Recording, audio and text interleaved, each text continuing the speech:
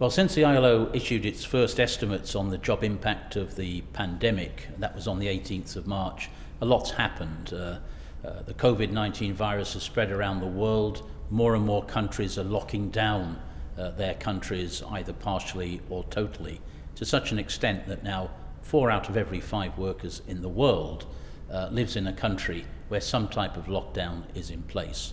So, what is the job impact? We've had a look at the figures. It's a complicated job because there are so many varied situations around the world. Technical unemployment, full unemployment, reduced working time. So we've looked at reduced hours being worked, and we've tried to convert those into the full-time jobs lost. And the headline figure, unfortunately, is dramatic.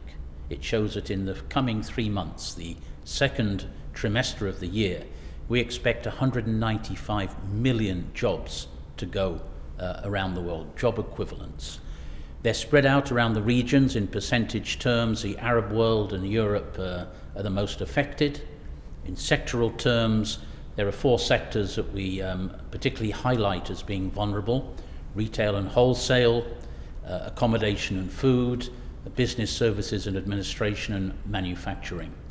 And that's where we are right now. Now, these are the short-term, the immediate impacts of a crisis which is hitting people with tremendous force and very, very quickly. It is an open question at this point how these employment figures will play out in the longer term. Impossible really to know where we might be at the end of this year, and we don't try to forecast a figure of where we might be at the end of this year. It depends fundamentally on 2 things: how successful the international community is in limiting this pandemic and defeating it, and secondly, the types of economic and social policies that we put in place to get the economy, to keep it in life now, and to get it up and running again quickly once the pandemic recedes. Because things are changing so quickly, we'll be publishing another report on these figures probably in about 2 more weeks, and I think we have to be sure that we keep up to speed in this extremely fast-moving situation.